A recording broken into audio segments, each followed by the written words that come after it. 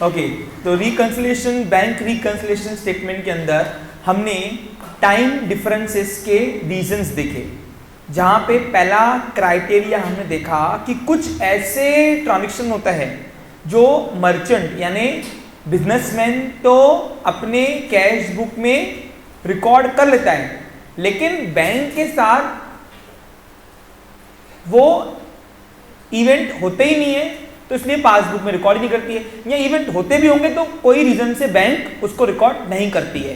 तो ऐसे रीजन हमने देखे, जिसमें दो मुख्य तौर पे रीजन देखे। पहला था check issued but not presented, है ना, यानी इसका मतलब क्या है कि मैंने सामने वाले को चेक दे दिया। जैसे एग्जांपल मैंने सभी फॉर एग्जांपल किसी सप्लायर से मैंने माल लिया होगा, उसको मैंने चेक दे दिया, मैंने उसको आतवाक, तो मैं तो अपने कैश बुक में बैंक कॉलम में उसी वक्त एंट्री कर दूंगा ना, लेकिन अब मुझे क्या पता वो सप्लायर 2-2 महीने ऐसे चेक अपने पास रखेगा, है ना।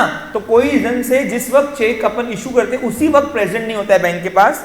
अब बैंक के पास चेक आया ही नहीं है तो बैंक हमारे अकाउंट से निकालेंगे क्यों पैसे, तो बैंक मेरे पासबुक में एंट्री नहीं करेगी। अब बैंक अगर मेरे पासबुक में एंट्री ही नहीं करेगी तो ऑब्वियसली वो रिकॉर्ड भी नहीं करेगी। दैट्स व्हाई हमने उसका पहला रीजन देखा, check issued but not present, either check drawn but not in cash. फिर दूसरा हमने देखा कि हमारे पास जब चेक आता है किसी का, जैसे एग्जांपल मैंने अपने कस्टमर को माल बेचा, अब कस्टमर को माल बेचा तो उसने मेरे को चेक दिया पेमेंट। अब चेक तो मैं अपने घर में सजा के रखूंगा नहीं, ऑब्वियसली मैं क्या करूंगा, इसको बैंक में दे दूंगा। तो मैंने क्या किया, चेक बैंक में डिपॉजिट कर दिया। अब जैसे ही मैंने चेक डिपॉजिट किया बैंक में, उसी वक्त मैंने अपने कैश बुक के बैंक कॉलम में एंट्री कर दी, बराबर कि नहीं। अब मुझे क्या पता कि इन सब प्रोसेस में 3 या 4 दिन लगता है। इस प्रोसेस होने के बीच में ही मैंने बैलेंस निकाल दिया, अपना क्लोज कर दिया बैलेंस। अब बैलेंस क्लोज किया कैश बुक का, तो पासबुक से मिला नहीं। अब मिला नहीं तो फिर यही यहाँ पे दूसरा जो रीजन साबित हुआ, ये क्या हुआ कि मैंने अपने कैश बुक में ये वाला ट्रांजैक्शन तो रिकॉर्ड कर दिया लेकिन पासबुक में रिकॉर्ड नहीं हुआ, तो ये रीजन बन जाता है फिर। ओके, इसके अलावा भी 2-3 रीजन और हो सकते हैं आगे, मैंने आपको स्पेस छुड़वाई हुई है, याद करो। ओके, अब फिर उसमें हमने क्राइटेरिया नंबर बी देखा टाइम डिफरेंसेस में।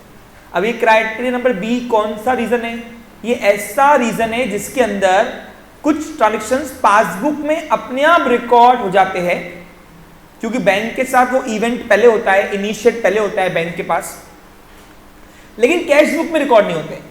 अब कैश बुक में रिकॉर्ड नहीं होने का रीजन क्या है भाई, क्योंकि उस मर्चेंट को, उस बिजनेसमैन को पता ही नहीं है कि बैंक ने उसके बिहाफ में कुछ ऐसे ट्रांजैक्शंस कर भी दिए कि नहीं। तो वो सारे क्राइटेरिया हम दूसरे वाले में ला लेंगे। ओके, क्लियर स्टूडेंट्स, शुरू करें। चलिए, तो दूसरा क्राइटेरिया एक बार देख लेते हैं अपन। लिखिए, उसमें पहला रीजन है वो है interest credited by bank. Interest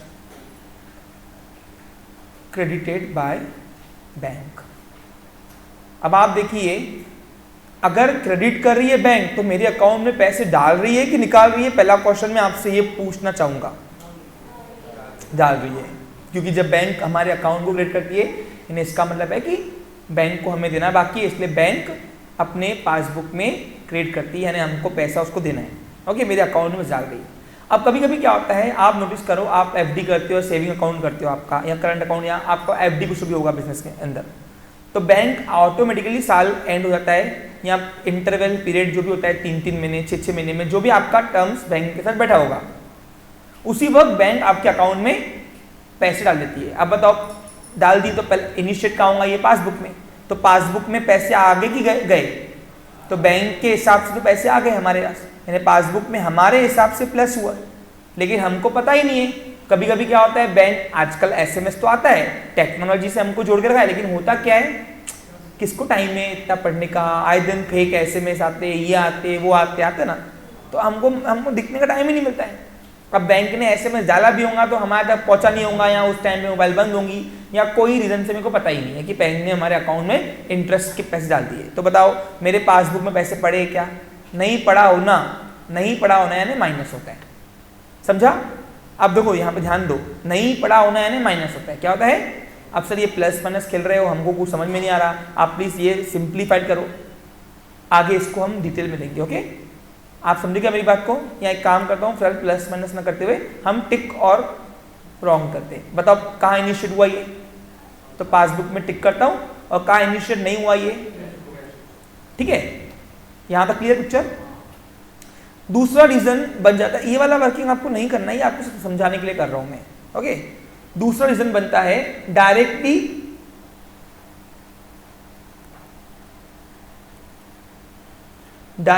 collection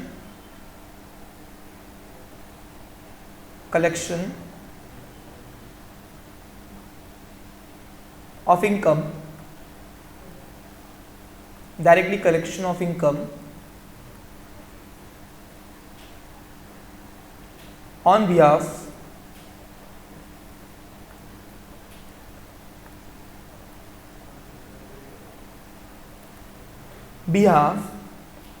of customer।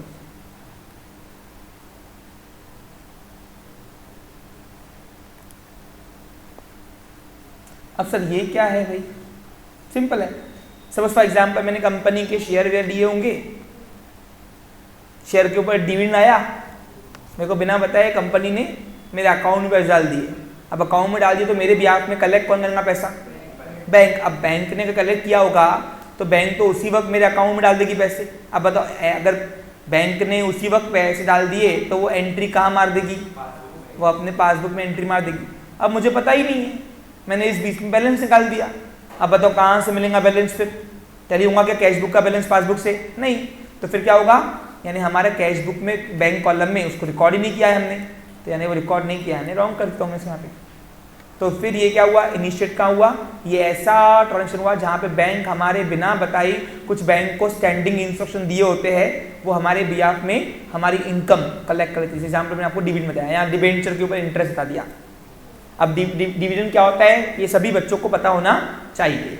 Okay, number third देखिए, कोई अगर नहीं समझ में आ रहा है तो बिंदास पूछना है आपको, अभी पूछना है, बाद में आपको समझेगा कुछ भी नहीं फिर। हाँ, लिखिए directly payment of expenses, directly payment of expenses by bank. अब सर ये क्या है? बैंक को कुछ स्टैंडिंग इंस्ट्रक्शन दिए होते हैं कि हमारे पीरियडिकल्स एक्सपेंसेस खुद ही पेड कर दो। जैसे आजकल गूगल पे की बहुत ऐड आ रही, देखो ना आप, गूगल पे को स्टैंडिंग इंस्ट्रक्शन दिया कि आपके बैंक का साथ कॉमन सर्वर जुड़ा हुआ है उसका, बैंक का गूगल पे का, आपका हर महीने का बिजली बिल अपने आप गूगल पे भर देंगे अगर आपने उसको स्टैंडिंग इंस्ट्रक्शन दे दिए तो। देखा है आपने? वो एक ऐड आती है, मम्मी पूछती है बेटे से, बेटा बिल भर दिया, ये कर दिया, डन डन डन। तो ये मम्मी बोलती है तू तो वीडियो गेम खेल रहा, पबजी खेल रहा, कैसे कर दिए? बोला गूगल पे ना बैंक को स्टैंडिंग इंस्ट्रक्शन देने के बाद हमारे सारे रूटीन एक्सपेंस जो है वो बैंक अपने आप पे कर लेती है। अब बताओ, बिना बताए पे कर लेती है तो हमारे अकाउंट से तो पैसे गए। अब पैसे गए या आए वो अलग बात है, लेकिन रिकॉर्ड तो हो गया ना। अब बताओ पैसे गए, लेकिन ये एंट्री कहाँ रिकॉर्ड हुई होंगी? अब बैंक ने कर दिया हमारे बिहाफ में, हमारे इंश्योरेंस प्रीमियम्स, हमारे इलेक्ट्रिसिटी बिल, ये बैंक को अगर आपने स्टैंडिंग इंश्योरेंस दे दिया, हमारे EMI, एक आता तुमने गाड़ी वाड़ी खरीदी होंगी दुकान के लिए, कार वार वसूली के लिए, तो कार का हर महीने का EMI खुद ही काट देती बैंक, है ना? तो ये तो एंट्री फिर कहाँ हो गई? पासबुक में, क्योंकि बैंक ने अगर पैसे निकाल दिए हमारे अकाउंट से तो वो तो उसी वक्त एंट्री मारेगी ना, तो उसी वक्त एंट्री मारेगी तो पासबुक में एंट्री तो हो गई, लेकिन कैश बुक में हुई क्या? नहीं हुई, तो नहीं हो रहा है, रॉन्ग कर रहा हूं। ठीक है, क्लियर? फोर्थ रीजन बन जाता है, लिखिए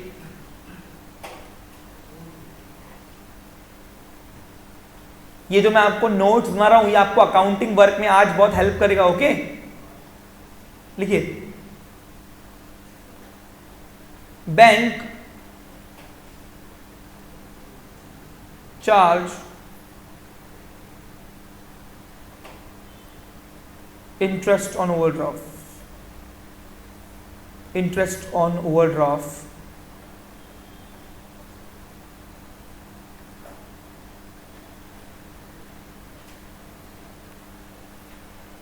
either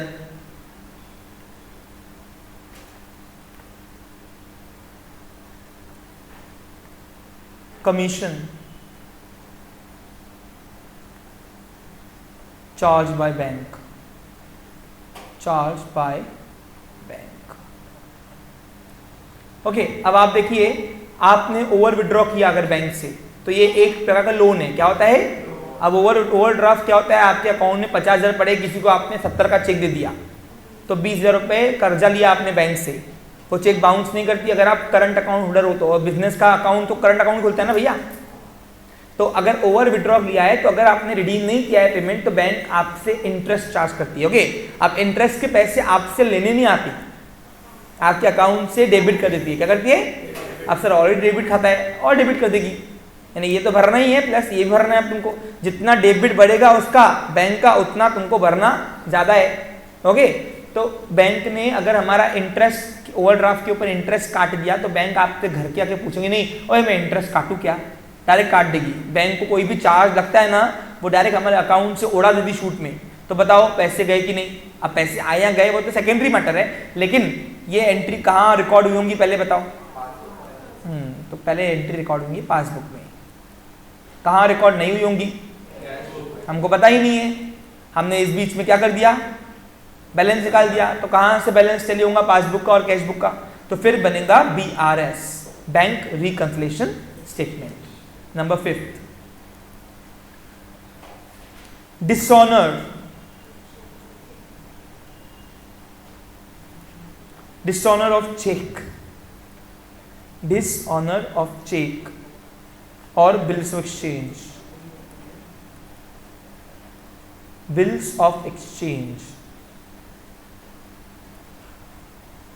अब आप ही देखिए, आपको जब चेक मिलता है या देते हो आप, मिलता ही है जनरली हमको चेक, जब हमको चेक मिलते तो हम कस्टमर का चेक डिपॉजिट करते बैंक में, तो उसी वक्त हम एंट्री कर देते कि भैया पैसे आ गए।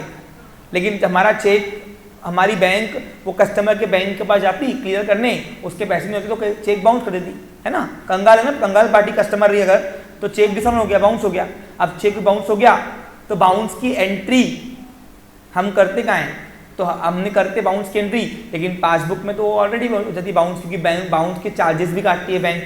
तो बताओ बाउंस चार्जेस डिसऑनर की एंट्री पासबुक में तो हो गई, लेकिन लेकिन लेकिन कहाँ नहीं हुई? कैशबुक में नहीं हुई। तो यहाँ पे भी इनिशिएट कहाँ हुआ? पासबुक में, और कैशबुक में नहीं हो रहा। नेक्स्ट है, देखिए वो है amount directly deposited in the bank account. लिखो लिखो, अमाउंट डायरेक्टली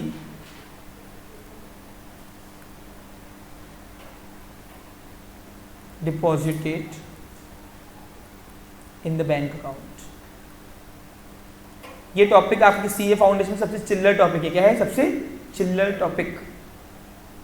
आज हम करेंगे ना, पहला एग्जांपल आप देख लेना।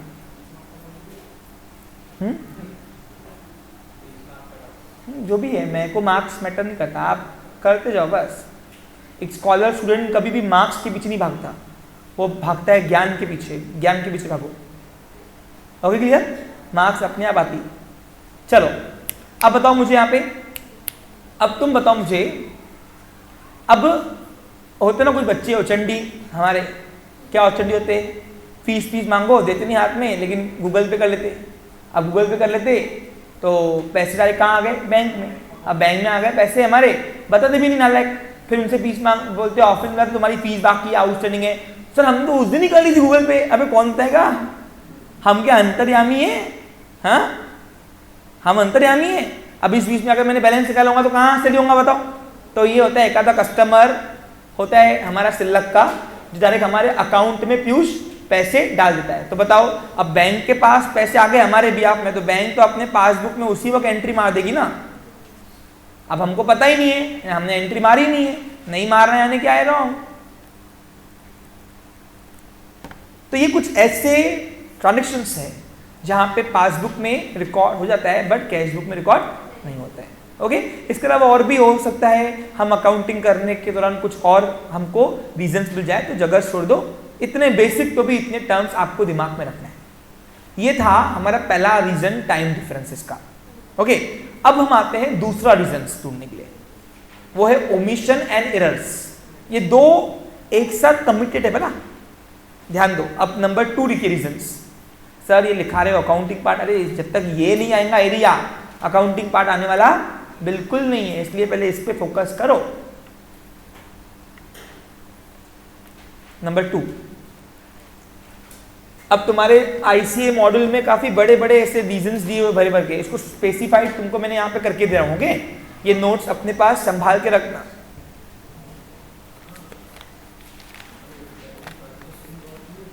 अब टाइम डिफरेंस को डिफाइन कैसे करोगे? तो अगर हम इसको डिफाइन करें, delay in recording of business function in the books of merchant और बैंक। अगर मर्चेंट के बुक में या बैंक के बुक में डिले होता है रिकॉर्डिंग करने में, और इस बीच में अगर बैलेंस निकाल दिया तो टाइम डिफरेंस एक रीजन बन जाता है बीआरएस का। ओके, अब नंबर 2 लिखो, वो है errors and omission made by bank और बिजनेसमैन।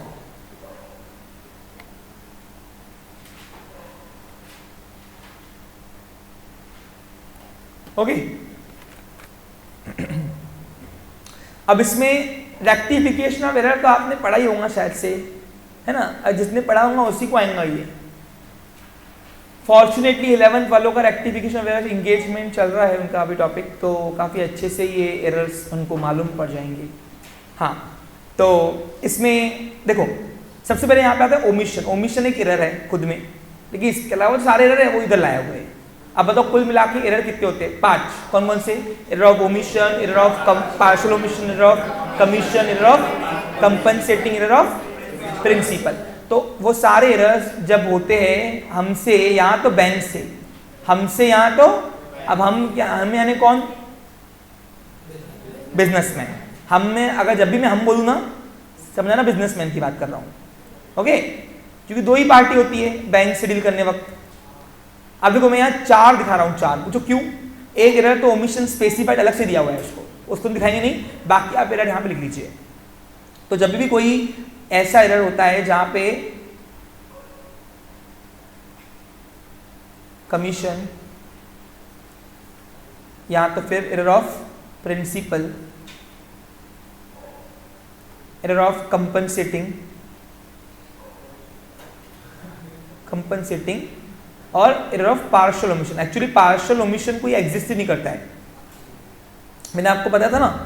पार्शियल ओमिशन और कुछ नहीं है, इट्स अ ओमिशन में एक ही एम आता है, I think so, right? Omission, हाँ ठीक है, पार्शियल ओमिशन। हाँ, ये चारों एरर्स जब बैंक या तो बिजनेसमैन कमिट करता है अपने बीटी बिजनेस के ट्रांजेक्शन रिकॉर्ड करते हुए, बुक कीपिंग करते वक्त, तो डेफिनेटली बैलेंसेस नहीं मिलने हैं। किसके नहीं मिलने हैं? कैश बुक का, बैंक कॉलम का बैलेंस और पासबुक का बैलेंस एक पर्टिकुलर डेट में जो निकाल रहे हो नहीं मिलना है, क्योंकि कहीं ना कहीं घपले एरर हुए, और जहाँ बीमारी हुई है, एरर हुई है, डेफिनेटली कहाँ से होगा? तो इन सब एरर में से अगर एक भी एरर कमिट होता है बैंक द्वारा या बिजनेसमैन द्वारा, तो हम दोनों का बैलेंस टैली नहीं होगा और फिर हमको रीजन बनेगा बीआरएस। अब देखो एक बात और बात सुन लो, मैं आपको स्पष्ट करना चाहूंगा, बैंक रिकन्सिलिएशन स्टेटमेंट में हम कुछ सुधार नहीं कर रहे। मतलब सर देखो, बैंक रिकन्सिलिएशन स्टेटमेंट में हम रीजंस लिखते हैं कि ये रीजन की वजह से हमारा कैश बुक का बैलेंस और पासबुक का बैलेंस अलग है। सुधारने का काम बैंक रिकन्सिलिएशन स्टेटमेंट नहीं करता है। अगर आपका एरर ऑफ कमीशन हुआ भी है तो बैंक का काम नहीं है, ये टॉपिक का काम नहीं कि वो आपको वो करके दे, ये सिर्फ आपको रीजन ढूंढ के देती है कि ये रीजन है जिसकी वजह से आपका पासबुक का बैलेंस और कैश बुक का बैलेंस सेम नहीं है। Okay, that's why it is known as fundamental statement. अच्छा, एक और नाम दे रहा हूं मैं आज बीआरएस को, एक और नाम है, वो है मेमोरेंडम स्टेटमेंट। लिखो, कभी थियरी आ गया गलती से तो जोड़ जोड़ के बूंद बूंद से सागर बनता है, बराबर सागर। हाँ, it is also called as, बोलो क्या बोलते इसको हम? यस। अब देखो, तो मैं ध्यान दो, मैं आपको एक बात और स्पष्ट करना चाहूंगा अभी के अभी, दिमाग में कहीं तो भी रिकॉर्ड कर दो या तो लिख दो। अगर मैं प्रैक्टिकल की बात करूं, प्रैक्टिकल में ये सारे एरर जो हमने देखे ना, एरर ऑफ कमीशन, अब एरर ऑफ कमीशन क्या होता है बताओ? अमाउंट में घपला। क्लरिकल नेचर का एरर जो होता है उसको बोलते हैं error of commission. Error of compensating क्या होता है? एरर ऑफ कंपनसेटिंग यानी जहां पे दो एरर एक साथ कमिट होते हैं, यानी नाम में घपला, राम की जगह शाम लिख दिया। इसके बाद एरर ऑफ प्रिंसिपल किसको बोलते हैं? एरर ऑफ प्रिंसिपल यानी जहां पे रेवेन्यू एक्सपेंस को कैपिटल घोषित किया, कैपिटल को रेवेन्यू इनकम एक्सपेंस को कर दिया, तो एरर ऑफ प्रिंसिपल होता है वो।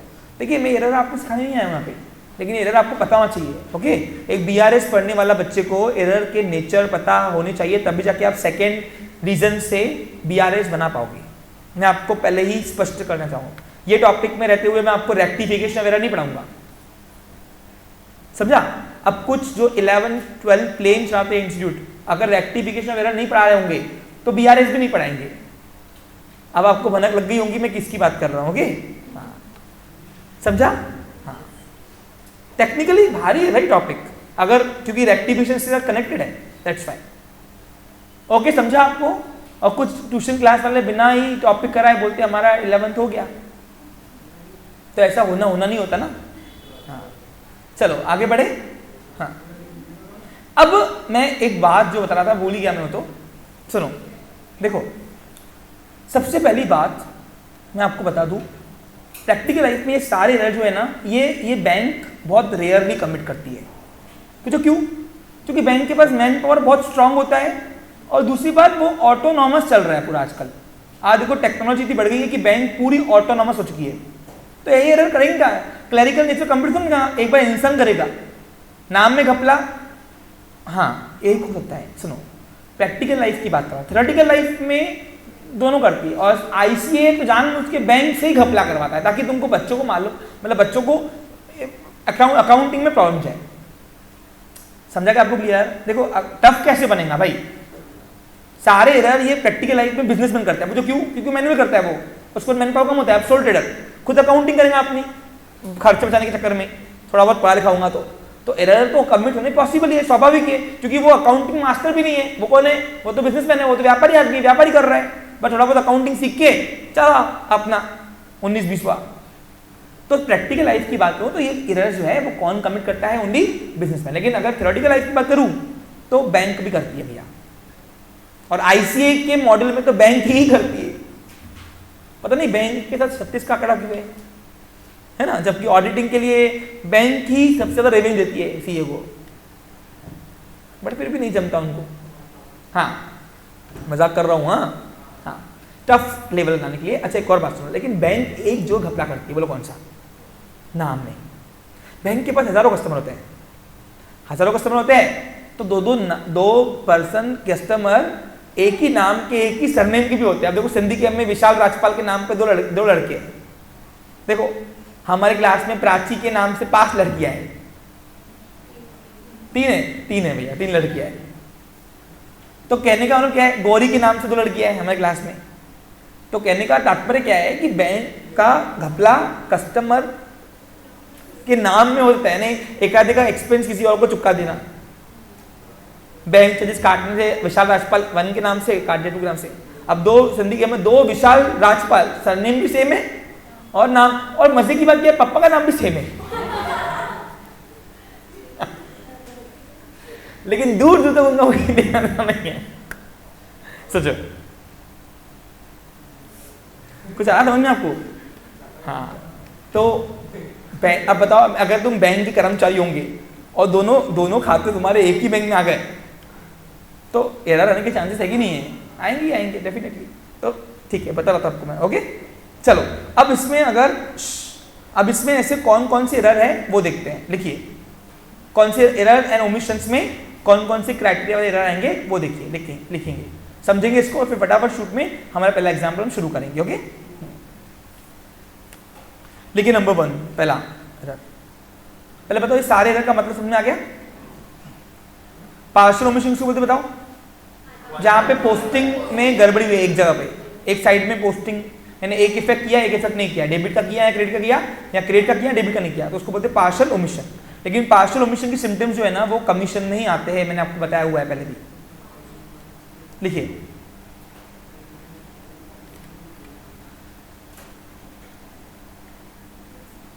record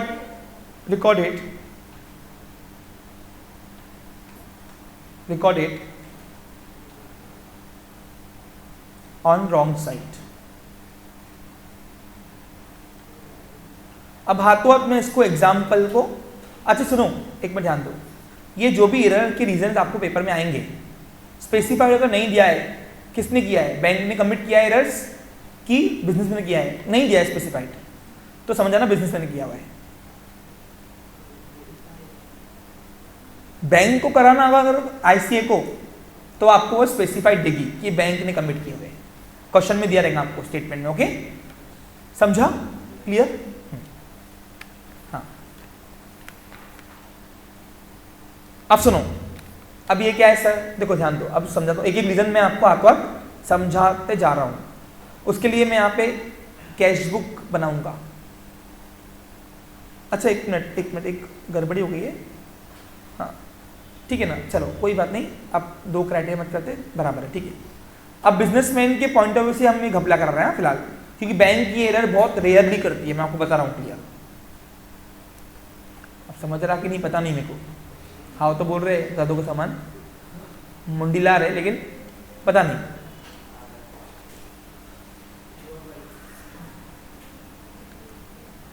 देखो ये 3 column cash book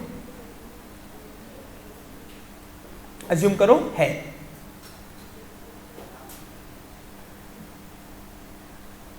okay done.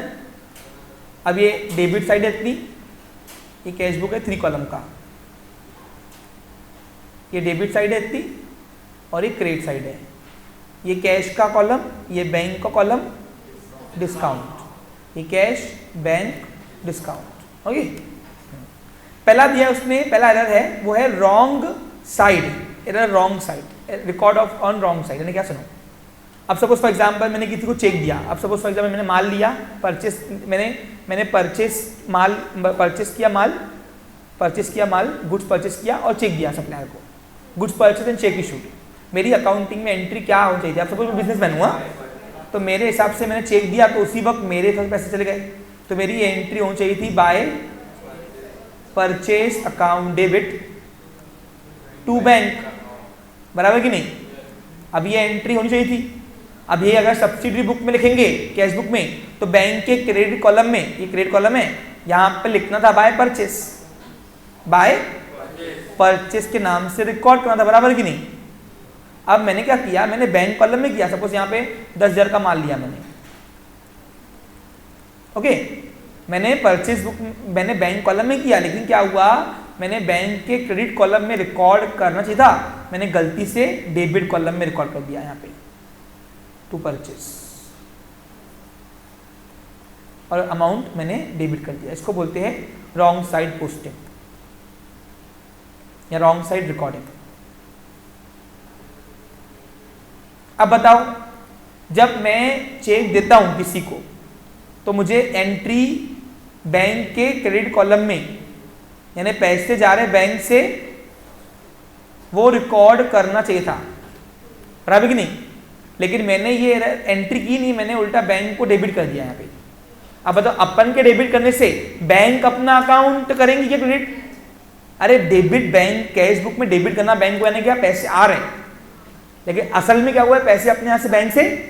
अब बताओ, सामने वाला सप्लायर चेक गया होगा देने बैंक से और पैसे निकाल के आया होगा, तो बैंक ने तो मेरे पैसे उड़ा दिए होंगे ना, और इस बीच में मैंने लास्ट डे पर अगर बैलेंस निकाला तो मेरा कैश बुक का बैलेंस उस पासबुक से मिलेगा क्या?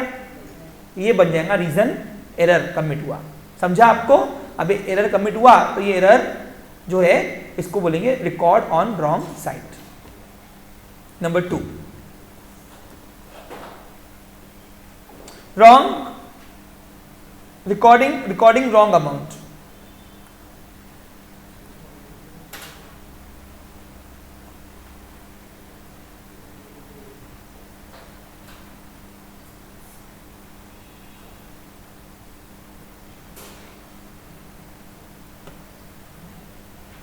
अब सर ये क्या है? देखो ध्यान दो,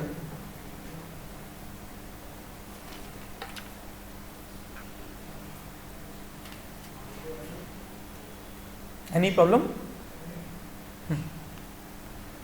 सपोज क्या हुआ, हाँ ये एरर्स के रीजन है, ओके, ये इसके 2 नंबर के रीजन से ये सब मिक्स के चला रहा हूं मैं, ये स्पेसिफिकेशन नहीं किया हमने किसी को, ओके, कि पार्शल है कि ये है, क्योंकि आपके पोर्शन में ये कोई एरर के टाइप दिए नहीं है, तो मैंने गुड फेथ में तुमको दिखा दिए यहाँ पे, ठीक है। रिकॉर्डिंग रॉन्ग अमाउंट, यानी क्या, सुनो, देखो मेरे को कस्टमर से चेक मिला, यानी उधारी बाकी होंगी, चेक मिला मुझे कस्टमर से 549 रुपए का, पता नहीं सर, 549। अब 549 रुपीज का मेरे को चेक मिला, तो मेरे साइड से रिकॉर्डिंग क्या हुआ होगा बताओ, एंट्री क्या हुई होंगी, बाय बैंक अकाउंट डेबिट, और डिपॉजिट भी किया मैंने बैंक में, बकायदा चेक मिला और बैंक में डाल दिया उसी वक्त, यानी बैंक में पैसे देंगे मेरे, तो एंट्री होनी चाहिए by bank account debit to customer. अब कस्टमर सपोज होगा देवेश, ओके, अब देवेश से पैसे आए, कितना आया 549, ये एंट्री असल में होनी चाहिए थी, लेकिन मैं एंट्रीज मेंटेन नहीं कर रहा हूं, मैं सब्सिडरी बुक मेंटेन कर रहा हूं, तो कैश बुक में करूंगा। अब कैश बुक में मेरे को बैंक के डेबिट कॉलम में रिकॉर्ड करना था, तो मैंने बैंक के डेबिट में रिकॉर्ड किया, ये रफ कर दूं पहले वाला, ये रह गया, अब छोड़ो इसको, ओके। अब बैंक के डेबिट कॉलम में मुझे यहाँ पे टू देवेश के नाम से लिखना चाहिए था, मैंने लिखा भी बकायदा, लेकिन अमाउंट यहाँ पे क्या हो गया, 549 की जगह 459 कर दिया, होता है ना, होता है, पहले 4 आ गया तो 5 बाद में आ गया, होता है, इधर उधर एक आधा इधर का उधर आंकड़ा होता है, बड़ी बड़ी देशों में, बड़े बड़े बिजनेस में छोटी छोटी बातें, छोटे छोटे आंकड़ों का इधर उधर होता है, ये स्वाभाविक है, बराबर कि नहीं।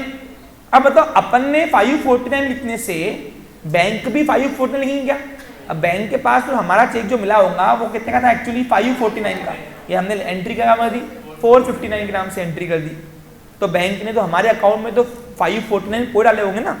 अब अपन जो यहाँ से क्लोजिंग बैलेंस निकालेंगे, बैलेंस डॉट डाउन, वो वाला बैलेंस और वो पासबुक का बैलेंस कैसे मिलेगा, क्योंकि हमारे बुक में तो एरर कमिटेड है, एरर ऑफ कमीशन, क्या हुआ, एरर ऑफ अंडरकास्ट कर दिया ना मैंने इसको, तो ये दैट इज कॉल्ड एज, ये रीजन मिल जाता है हमारा बैंक BRS का, बैंक रिकंसिलिएशन स्टेटमेंट का, इसको बोलेंगे। अब देखो यहाँ पे साइड से बदली किया नहीं, मैंने यहाँ पे एरर कौन सा कमिट किया, ओनली अमाउंट में, रॉन्ग अमाउंट, साइड वही रखी मैंने, लेकिन अमाउंट मैंने गड़बड़ी कर दी, ओके। नंबर 3 रीजन लिख लीजिए,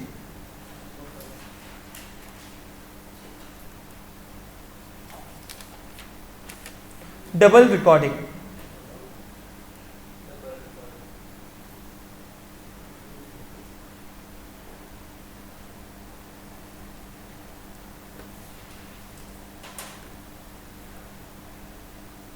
अब सर डबल रिकॉर्डिंग क्या है भाई, 2 बार एंट्री होगी, यस,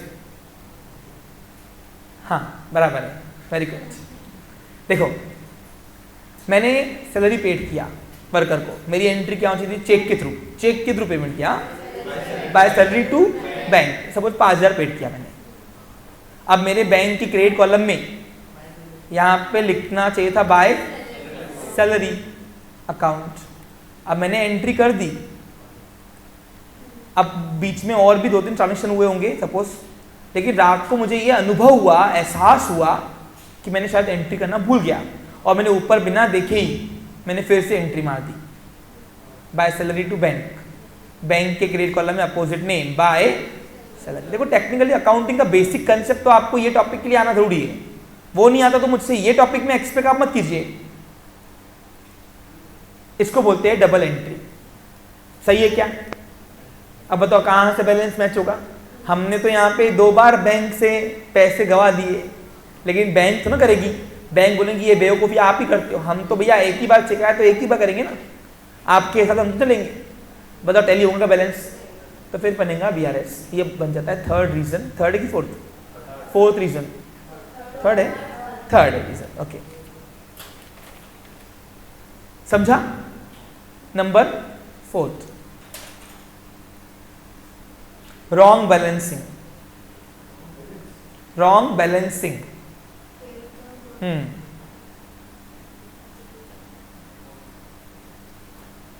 और आइदर टोटलिंग।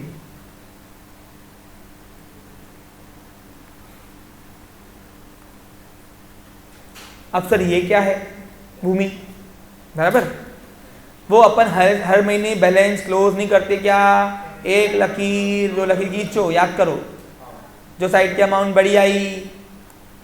अब क्लोज करना अगर नहीं आता है तो ये टॉपिक में मत बैठो, कोई काम के नहीं तुम लोग। देखो तुम लोग सीए का पढ़ाई कर रहे हो, सीए फाउंडेशन का पढ़ाई कर रहे हो, उसमें मैं से आप बेसिक का अकाउंटिंग एक्सपेक्ट मत करना, ओके। हाँ नहीं, स्पष्ट करना जरूरी है भैया। तो क्या लोगों को लगता है सर बहुत कॉम्प्लेक्स बात है, बेटा सीए फाउंडेशन पढ़ रहे हो, मजाक नहीं है। हाँ तो ये बेसिक चिल्लर यहाँ पे काम नहीं कराएंगे, क्योंकि सीए पढ़ने वालों को बेसिक आना चाहिए, ये इम्प्लाइड होता है, ओके। अब बताओ यहाँ पे अपन बैंक का 1 लाख की 2 किस्त है, सपोज यहाँ पे बचा हुआ बैलेंस कैरी डाउन आया होगा, सपोज यहाँ पे आया होगा 1190, नहीं एक यहाँ पे आया होगा सपोज मान के चलो 794। अब यही मेरे को debit next month brought down करना था, 1 लाख की 2 के नीचे 794, मैंने कर दिया 974 का, तो इसको बोलेंगे बैलेंसिंग, रॉन्ग बैलेंसिंग। अब बताओ मेरे यहाँ पे 1 तारीख को, हर नेक्स्ट मंथ के 1 तारीख को बैलेंस दिख रहा है 974, लेकिन पासबुक में कितना आएगा 794। तो उस अब मैंने गलती किया, बैंक थोड़ा करेंगे गलती, तो ये फिर बन जाएगा रीजन जहां पे हमारा कैशबुक का बैलेंस और पासबुक का बैलेंस टैली नहीं होगा, फिर बनेगा BRS। फिर जाएंगे हम CA सर के पास और बोलेंगे सर टैली करके दो, तो रिकंसाइल करके देंगे वो हमको। क्लियर? नंबर 4 हो गया। 5th है, वो है ओमिशन ऑफ ट्रांजेक्शंस।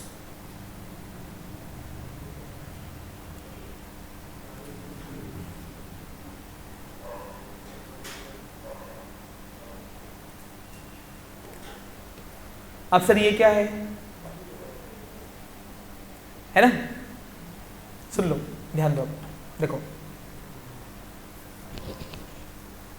पूरी की पूरी एंट्री खा गए हम लोग। अब हम खाए या बैंक खाए, एरर तो आएंगे ही आएगा, लेकिन प्रोबेबली कौन खाता है, बिजनेसमैन। बैंक बहुत रेयर करती ना। अब क्या हुआ होगा बता रहा मैं आपको, यहाँ पे मैं सोल ट्रेडिंग कंसर्न हूँ, सिंगल ओनर। मेरे दोस्त आए, वो बोलते चलो आज मूवी चलेंगे रात को। कस्टमर इधर ग्राहकी कर रहा हूँ, इधर घड़ी मूवी का भी प्लान नहीं आ रहे। अब क्या हुआ, एक कस्टमर ने मेरे को चेक दिया, तो मेरी एंट्री क्या होनी चाहिए, और मैंने डिपॉजिट भी किया बैंक में। बताओ क्या होगा entry, cheque receive and deposit to bank, तो क्या एंट्री होगी, बाय बैंक टू कस्टमर। मैंने पूरी की पूरी एंट्री खा लिया।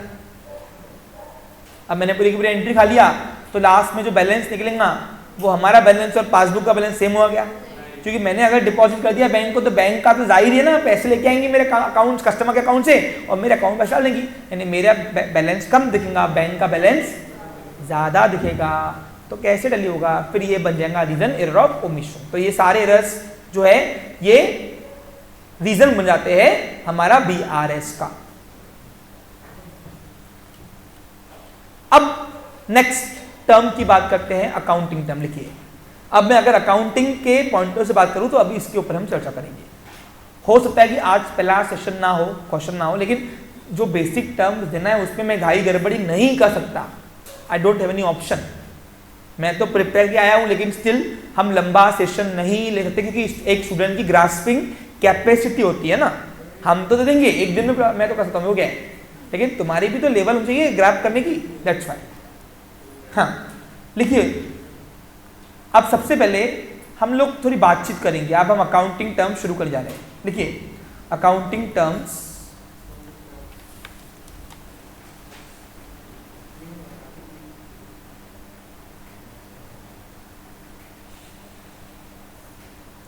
Of BRS। BRS यानी क्या, बैंक रिकंसिलिएशन स्टेटमेंट। अब सबसे पहले अगर बात करूं, आपके पास गिवन क्या रहेगा,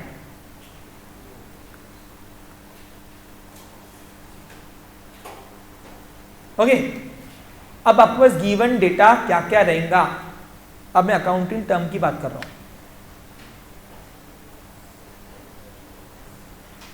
सबसे पहले आपको यहां पे BRS कब बनानी है उसकी डेट दी रहेंगी, एक दिन की बनती है, इसलिए BRS में एज ऑन लिखा रहेगा आपको। पूछो क्यों? जिस दिन अपन बैलेंस मिलाएंगे उसी दिन ये कांड होगा ना, मतलब उसी दिन BRS की नहीं होगी ना।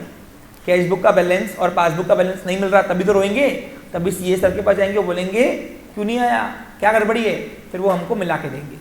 तो इसलिए यहाँ पे आपको डेट दी देंगी, डेट क्या दी देंगी कि किस दिन BRS बनाना है, वो आपको स्पेसिफाई दिया रहेगा कि ये दिन पे बैलेंस नहीं मिला। ओके, दूसरा आपको बैलेंस दिया रहेगा, किसका बैलेंस दिया रहेगा सर? तो आपको बैलेंस दिया रहेगा या तो कैश बुक का या तो पासबुक का, दोनों में से कोई भी एक का।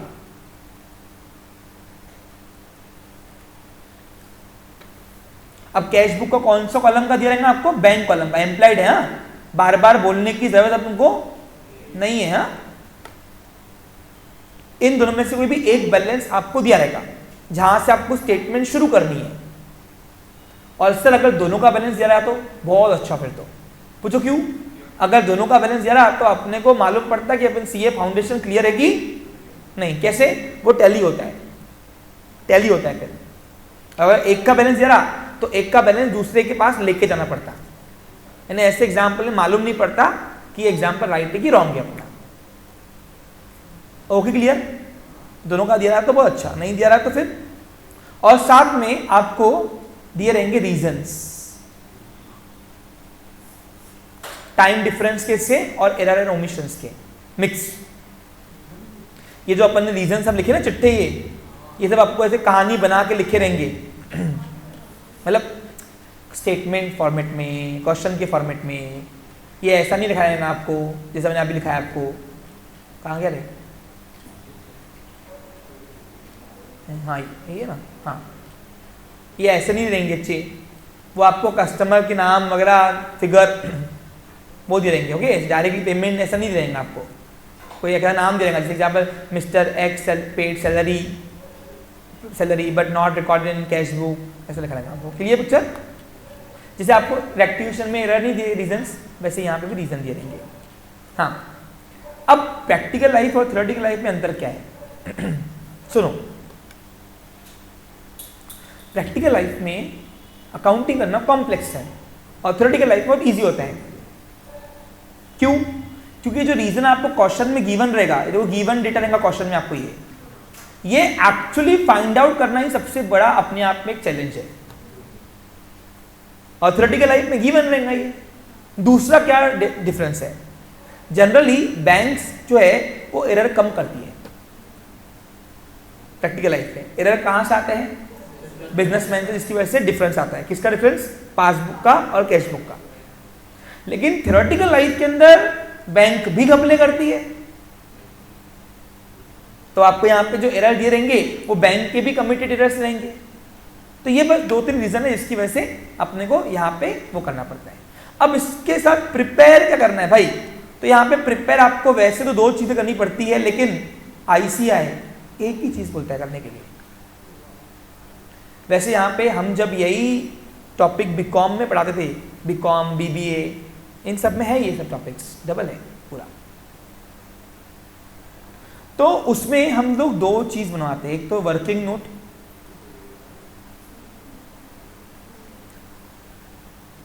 यहां टेबल आप बोल सकते हो उसको, और दूसरा BRS बैंक रिकंसिलिएशन स्टेटमेंट।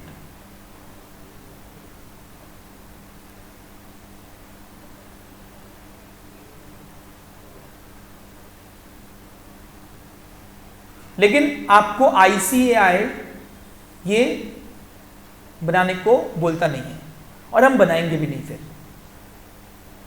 बिना वर्किंग के एक इजी टेक्निक से आपको पढ़ाया जाएगा।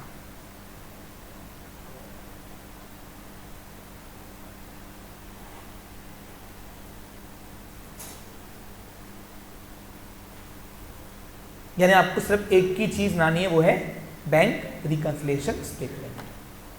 अब डायरेक्ट रीजन से बैंक रिकंसिलिएशन स्टेटमेंट बनता कैसे है? अब जब आज अकाउंटिंग शुरू कर रहे हैं, एक बात सुन लो, हो सकता है या ऑफलाइन ऑनलाइन जो भी बच्चे देख रहे होंगे ये सेशन, उनको आज कुछ भी नहीं समझे।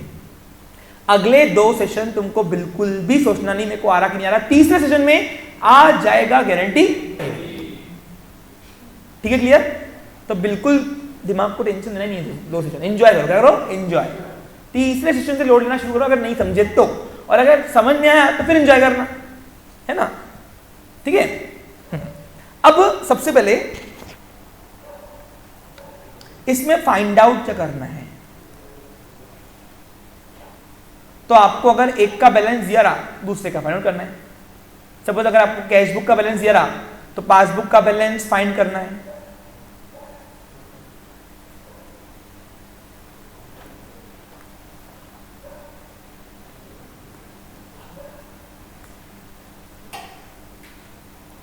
बैलेंस ऑफ कैश बुक, ये कौन सा कॉलम रहा हूं? Bank column. हाँ, और पासबुक आपको फाइंड आउट करना है। गिवन एक का बैलेंस देगा, दूसरे का फाइंड आउट करना है, और अगर दोनों का बैलेंस रहा तो टैली करना है। अगर दोनों का बैलेंस रहा तो फिर क्या करना है? टैली करना है। यानी दोनों आपको हाथों हाथ मालूम पड़ता है एग्जाम पर राइट है कि रॉन्ग है। कुछ इमेजिन कर पा रहे हैं? अब हम मुद्दे पे आते हैं। मुद्दे पर ये आते हैं, देखो अब मैं कुछ टेक्निकली आपको समझा रहा हूं।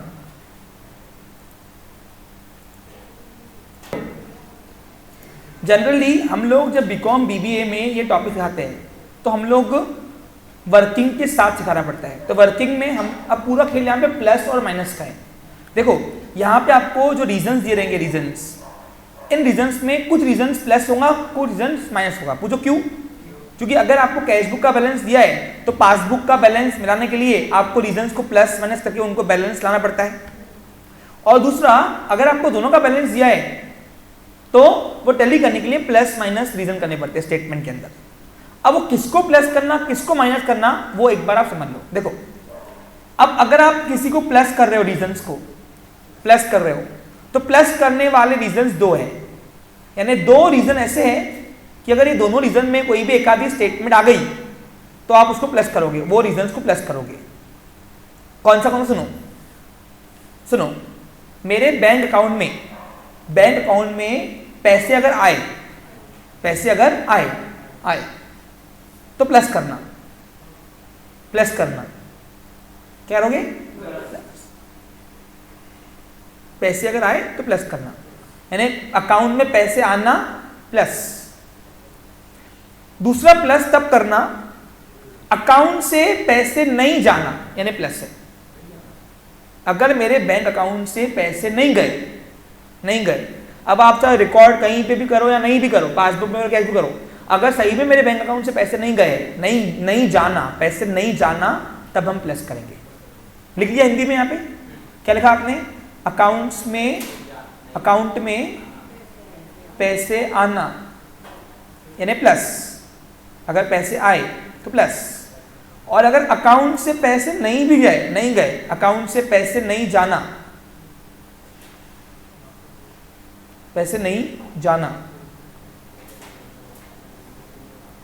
तो करना माइनस। ठीक है, प्लस। हाँ, अब माइनस के लिए 2 रीजंस है और दोनों ये साइन माइनस साइन कब देना अपने स्टेटमेंट के अंदर वो लिख लो। अकाउंट से पैसे जाना, अगर आपके बैंक अकाउंट से पैसे गए,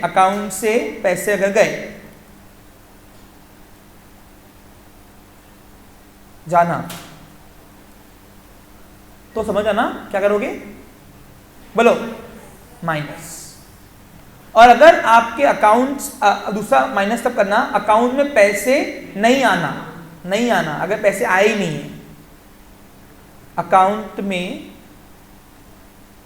पैसे अगर नहीं आए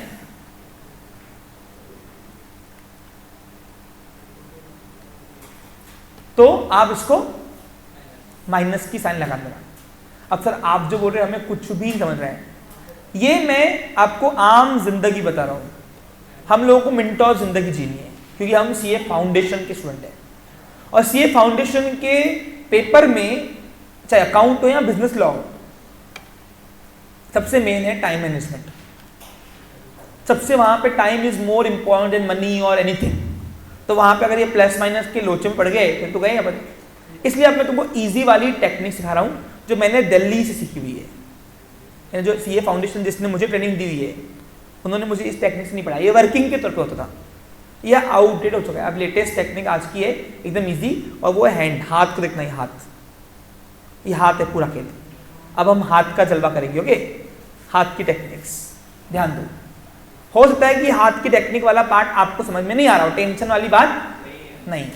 2 दिन लगेंगे, 30 दिन पे आ जाएंगे, गारंटी मेरी। देखो क्या करना, सुनो। ये 2 हाथ है, ये जो काला हाथ है, काला हाथ हमारा, और गोरा हाथ है। ये गोरा हाथ हमारा कैश बुक है, और ये काला हाथ जो है जिसमें मेरी वॉच भी लगी हुई है वो है पासबुक, यानी बैंक का। ओके, ये पासबुक, ये कैश बुक अज्यूम करो। हाँ, अब क्या करना, सुनो, सुन लो। ये 2 हाथ ना, अगर मेरे को स्टेटमेंट को प्लस करना है तो मैं ऊपर लेके जाऊंगा, किसी को भी। और अगर मैंने माइनस करना है तो किसी को मैं नीचे लेके आऊंगा। ये समझ में आया?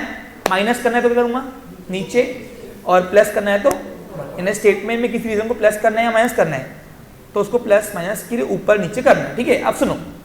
सबसे पहले क्या करना, हाथ वो घुमाना जहां पहले इनिशिएट हुआ हो।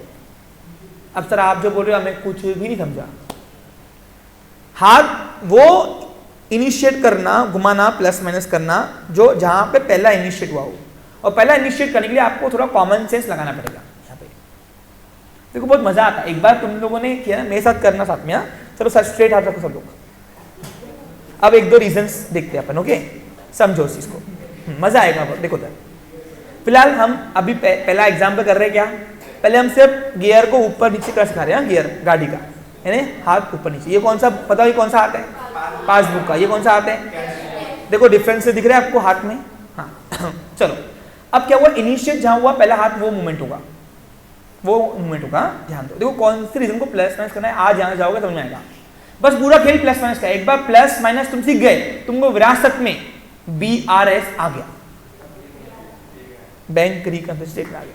देखो सपोज फॉर एग्जाम्पल मैंने चेक किसी को दिया, चेक इशूड, और जैसे ही मैंने चेक दिया होगा, ये कैश बुक है, ये पासबुक है। हाँ, तो उसी वक्त मैंने किसी को मैंने एंट्री कर दी हूँ कैश बुक में, बराबर कि नहीं? बट वो प्रेजेंट ही नहीं हुआ बैंक में। अब सुनो, ध्यान दो, अब सुनो। अब जैसे ही मैंने किसी को चेक दिया, तो मैं जब चेक देता हूं तो उसी वक्त मैं अपने कैश बुक के बैंक कॉलम में रिकॉर्ड करता हूं। अब बताओ पैसे आए कि गए? कैश बुक कौन सा है? ओके, लेफ्ट राइट नहीं, ये काला ये बुरा। ठीक है, काला आता है कि बुरा आता है? ये पासबुक है, ये कैश बुक है। समझ में आया आपको? क्लियर? अब बताओ, कॉमन लगाओ, कॉमन सेंस। अब अगर मैंने किसी को चेक दिया होगा तो मेरे हिसाब से तो उसी वक्त पैसे गए, और मेरे हिसाब से कोई तो कौन? बिजनेसमैन। और बिजनेसमैन के हिसाब से पैसे जाना वो तो कैश बुक से पैसे जाना, मानते हो कि नहीं? तो कैश बुक से पैसे गए। अब बताओ हाथ ऊपर करूं कि नीचे करूं? कैश बुक का। और इनिशिएट पहले कहां हुआ होगा? Cash book. लेकिन अब वो चेक प्रेजेंट नहीं हुआ पेमेंट लेने के लिए, यानी वो मेरा जो सप्लायर है वो एकदम नालायक निकला। क्या निकला? नालायक। वो गया ही नहीं है पैसे लेने, और इस बीच में मैंने बैलेंस निकाल दिया। कहां से बचूंगा बताओ? अब बताओ क्या हुआ है? पहले बैलेंस इक्वल था, क्या था पहले? लेकिन जैसे ही मैंने चेक दिया तो उसी वक्त मैंने अपने पैसे बैंक कैश बुक से गायब कर दिए, बैंक कॉलम से। गायब करना यानी नीचे करना, यहां तक तुम समझा? लेकिन पैसे तो स्टिल पड़े, तो वही पैसे बैलेंस है, बराबर कि नहीं? पैसे तो स्टिल पड़े हैं। अब पड़े हो ना, तो बताओ दोनों का बैलेंस ऊपर नीचे है कि नहीं है? पहले इक्वल था, लेकिन अब क्या हुआ, जैसे मैंने चेक दिया वो प्रेजेंट नहीं हुआ बैंक में, तो मैंने तो उसी वक्त एंट्री कर दी जब चेक दिया मैंने नालायक को, सप्लायर को। लेकिन वो सप्लायर में हुआ पता एकदम नालायक निकलेगा, कश्मीर घूमने जाएगा, और इसमें मैंने बैलेंस निकाल दिया, कांड हो गया, दोनों का बैलेंस नहीं हुआ। तो बताओ डिफरेंस आएगा कि नहीं आएगा? हाँ। अब सवाल ये आता है, ये ऐसा हाथ पड़ा है, कैश बुक माइनस में है और प्लस पासबुक प्लस में, बराबर कि नहीं? अब तुम्हारे पास बैलेंस कौन सा गिवन है देखना। अगर तुम्हारे पास बैलेंस कैश का गिवन है, कैश बुक का, तो हाथ हिलाना अपोजिट का, पासबुक को लाने के लिए। सुनो, ध्यान दो, समझो, देखो समझेगा जैसे। अब अगर सपोज फॉर एग्जांपल समझना पड़ेगा। अब अगर मेरे पास सपोज अज्यूम करो मेरे पास कैश का बैलेंस पड़ा है, कैश बुक का बैलेंस पड़ा है, तो अब मुझे निकालना क्या है, पासबुक का, है ना। तो अगर मुझे पासबुक तक लाना है, पासबुक लाना है, तो मुझे कैश बुक को पासबुक का बैलेंस निकालने के लिए मेरे को प्लस करना पड़ेगा कि नहीं, मुझे प्लस करना पड़ेगा कि नहीं, तो ये रीजन बन जाएगा प्लस। सर ये कुछ भी नहीं समझा हमको, टेंशन मत लो, 2 दिन पहले आएगा, फिर से करते, मजा आएगा बहुत कर, देखो हाँ साथ में करोगे तो आएगा, तो नहीं आएगा, साथ में अगर करोगे तो आएगा, नहीं तो नहीं आएगा। फिर से करें, देखो सबसे पहले डिफरेंस निकाल देना, और किसको लाना है, जिसका बैलेंस है ना पड़ा, उसी हाथ को दूसरे के हाथ तक लाना है, और उस हाथ को लाने तक क्या किया वो आपको लिखना है रीजन में। चलो एक एग्जांपल, दोनों का बैलेंस सेम पड़ा था, ये कौन सा हाथ है, ये कौन सा हाथ है, साथ में चलो मेरे साथ। बैंक को स्टैंडिंग इंस्ट्रक्शन दिया हुआ था कि इंश्योरेंस प्रीमियम मेरा पेड कर दे, और बैंक ने इंश्योरेंस प्रीमियम पेड कर भी दिया, और मेरे को पता ही नहीं है, ये बात मेरे को पता ही नहीं है। अब बताओ, बैंक ने जब मेरे अकाउंट से इंश्योरेंस प्रीमियम भर दिया, तो बैंक मेरे अकाउंट को प्लस करेगी कि माइनस करेगी, माइनस करेगी। यानी पैसे कहां से गए बताओ, कैश बुक से कि पासबुक से, इनिशिएट कहाँ होगा पहले, तो पासबुक क्या करूं, प्लस की माइनस, गियर डाउन, लेकिन मेरे को पता ही नहीं है, तो मेरे हिसाब से पैसे तो पड़े, मेरे हिसाब से पैसे तो पड़े, बराबर कि नहीं, डिफरेंस है। अब अगर तुम्हारे पास कैश बुक का बैलेंस पड़ा है, कैश बुक का और पासबुक का बैलेंस निकालना है, तो कैश बुक को पासबुक की तरह लेके जाओ। अब कैश बुक का हाथ दिख रहा है तुमको, अब अगर कैश बुक को पासबुक से मिलाना है, तो मुझे कैश बुक को भी पासबुक तक लेके आने के लिए माइनस करना पड़ेगा कि नहीं, बस ये माइनस कर देना। समझा क्या, बहुत चिल्लर है, बहुत चिल्लर। ये है बिना वर्किंग के मिनटों जिंदगी, लेकिन आम जिंदगी में फिर ये तुमको करना पड़ेगा, ये थोड़ा लेंथी वाला काम है, आईसीआई तुमको ये अलाउ नहीं करती है। किस किस को समझ में आ गया हाथ बोलो, हाँ 1 2, नहीं आया, देखो देखो, हाँ ठीक है, फिर से करें एक बार, चलो फिर से, टेंशन मत लो, बहुत इजी है, चिल्लर काम है, क्या है, चलो 1 2, हाँ हाँ। बैंक ने हमारा डिविडेंड वारंट कलेक्ट किया, मेरे को पता ही नहीं। अब बताओ, बैंक ने हमारा डिविडेंड वारंट कलेक्ट किया, डिविडेंड का पैसा कलेक्ट किया, डिविडेंड मेरी इनकम है, पैसे कहाँ आ गए, पासबुक में, पैसे कहाँ आ गए, पासबुक में। पासबुक प्लस हुआ कि पहले इनिशियल कहाँ होगा बताओ, पहले इक्वल बैलेंस था, लेकिन बैंक ने हमारा डिविडेंड कलेक्ट कर दिया, तो हमको पता ही नहीं है, साथ में कर, हाँ ओके। अब बताओ कौन सा हाथ क्या करूं, पासबुक का हाथ प्लस करूं कि माइनस करूं, प्लस करने के लिए ऊपर करूं नीचे करूं, गियर अप हो गया, ओके, लेकिन मेरे को पता ही नहीं है,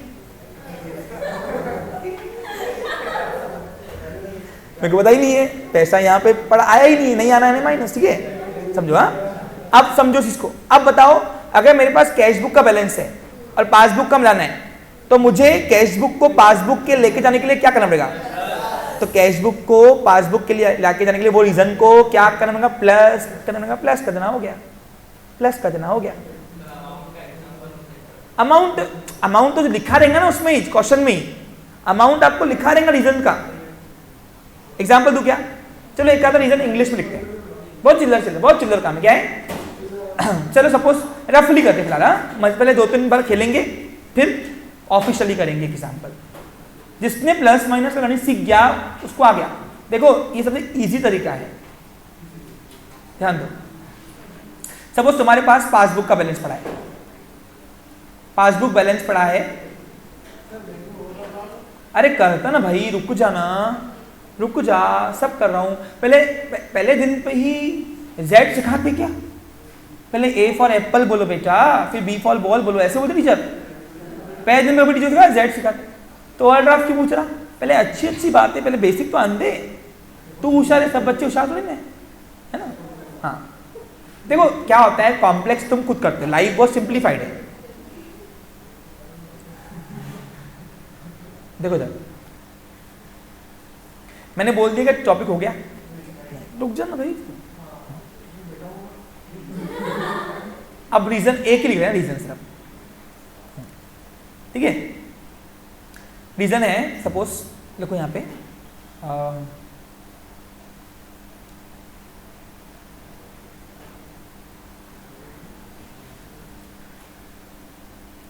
सैलरी पेड, एक minute, salary paid rupees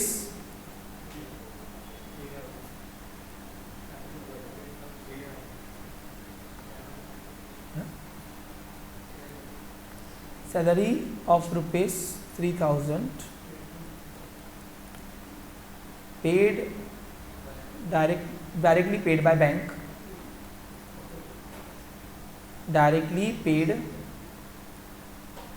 by bank but not entered in cash book.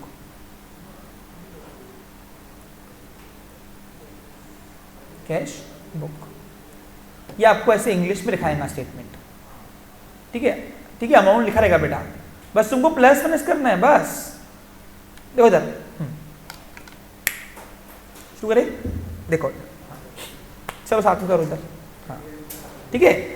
Balance किसका पड़ा है? पासबुक का, तो हाथ भी किसको लाएंगे? पासबुक को, हाँ हाँ, कैश बुक तो लाने के लिए। अब क्या हुआ, बैंक ने हमारी सैलरी, हमने बोला हुआ था शायद से उसको, हर महीने खुद ही पेड किया कर एम्प्लॉय को, मेरे अकाउंट से पैसे निकाल के पेड कर दिया। अब बताओ ये कौन सा हाथ है?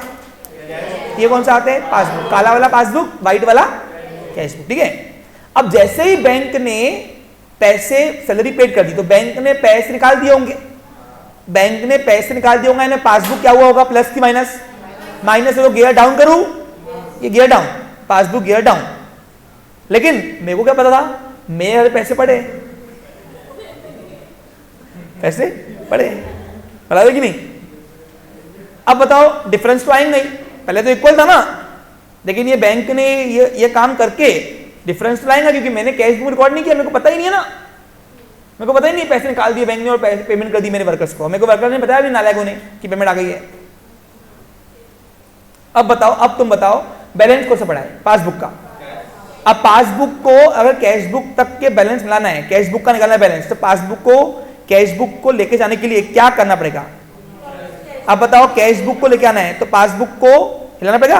अब पासबुक को लेके आना कैश बुक के लिए तो मैं क्या करूंगा? कैश पासबुक प्लस करूंगा, तो ये रीजन प्लस हो जाएगा, कहेगा प्लस। समझा? अरे सिंपल देखो ना इधर, पैसे पड़े किसके? पासबुक का, बैलेंस पड़ा है पासबुक का, तो पासबुक का बैलेंस पड़ा है अभी और कैश बुक का बैलेंस निकालना है, तो पासबुक को कैश बुक क्या लेके आना पड़ेगा ना, तो अब पासबुक को लाना पड़ेगा अपने को, तो पासबुक को अगर कैश बुक क्या लेके आना पड़ेगा तो मेरे को क्या करना पड़ेगा? वापस प्लस। समझा? समझा? कुछ सिंपल बताऊंगा क्या है, पहले डिफरेंस निकाल लो और फिर जो बैलेंस जिसका गिवन है उसी हाथ को लाओ, उसके दूसरे वाले के बाद लेके आओ, और दूसरे वाले के बाद लेके आने के लिए क्या करना पड़ रहा? प्लस की माइनस, वो देखो, बस वो रीजन लिखेंगे अपन। समझा? अभी अब एक और दूं, practice, practice makes main perfect, ध्यान दो। देखो दक्ष कीजिए, लिखो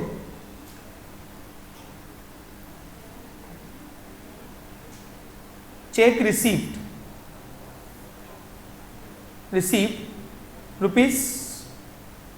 ₹1000 फ्रॉम तुषार। सोचना मेरे हिसाब से, हाँ, तुषार एंड डिपॉजिटेड, बैंक में डाल भी दिया, बट नॉट क्लियर, ओके। समझा क्या हुआ? हमको चेक मिला, मैंने बैंक में डाल दिया, जैसे ही मैंने बैंक में डाल दिया मेरे हिसाब से तो पैसे उसी वक्त आ गए ना, और मेरे हिसाब से क्या बनता बताओ? कैश बुक की पासबुक क्या बनता पीयूष? हाँ चलो हाथ करो ऊपर। अब क्या हुआ, मैंने चेक मेरे को मिला कस्टमर से, तुषार से, और मैंने वो चेक लगा डाला, तो मेरे हिसाब से बैंक में पैसे आ गए। अब मेरे साथ बैंक में पैसा आना है, कैश बुक में पैसा ना, अब कैश बुक को हिलाएंगे, इनिशियल क्या होगा? पहले कैश बुक, जहां इनिशियल होगा पहले हाथ को वो हिलाना, ओके। रीजंस डिफरेंस निकालना, पहले बैलेंस इक्वल था, लेकिन क्या हुआ, मुझे जैसे चेक मिला और डिपॉजिट हुआ बैंक में, डाल दिया, तो मैं तो उसी वक्त डिक्लेयर किया कि बैंक अब तो तुझसे लेना मुझे बाकी है, तो पैसे आ गए मेरे हिसाब से बैंक में। अब पैसे आ गए बैंक में तो कैश बुक प्लस होगा कि पासबुक? कैश बुक, तो कैश बुक प्लस किया मैंने, ओके। लेकिन पासबुक में पैसे आए नहीं है, क्यों? क्योंकि बैलेंस निकालने, जिस वक्त बैलेंस निकाला उस वक्त अभी तक कि वो चेक क्लियर नहीं हुआ, क्योंकि चेक को 3-4 दिन टाइम लगता है प्रोसेस में क्लियर होने में, तो पैसे आए ही नहीं है, तो बैंक के हिसाब से पैसे आए ही नहीं है, पैसे नहीं है, उधर ही पड़ा है। बराबर कि नहीं? बराबर कि नहीं? अब बताओ डिफरेंस आ गया। अब मेरे पास कौन सा बैलेंस पड़ा है? ऊपर देखो ना, पासबुक का बैलेंस है ना, अरे पासबुक का बैलेंस पड़ा है ना, 14,000 रुपए दिख रहा है तुमको। अब मुझे अगर कैश बुक का बैलेंस लाना है तो पासबुक को कैश बुक की तरफ लाना पड़ेगा कि नहीं? और अगर मैं पासबुक को कैश बुक की तरफ लाऊंगा तो मुझे क्या करना पड़ेगा? ये रीजन को प्लस, क्या करेंगे? प्लस। हो गया, ये प्लस होगा फिर।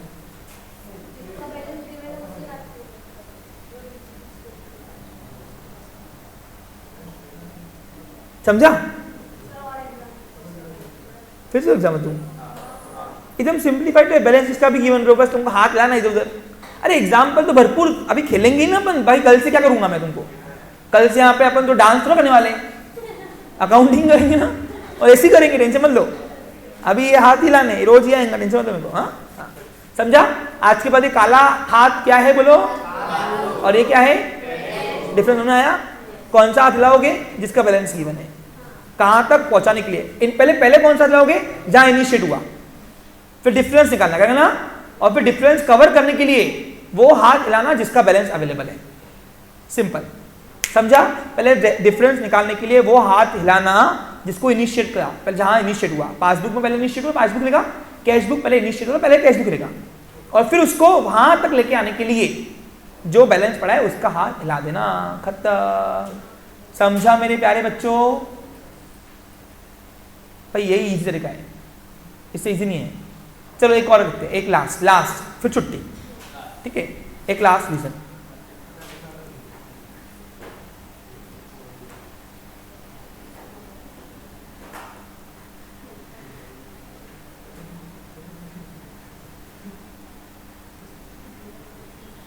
बैंक credited our account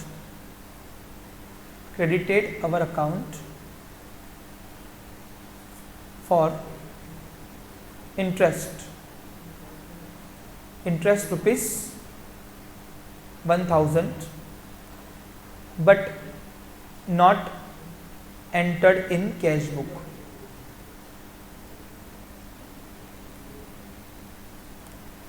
ठीक है?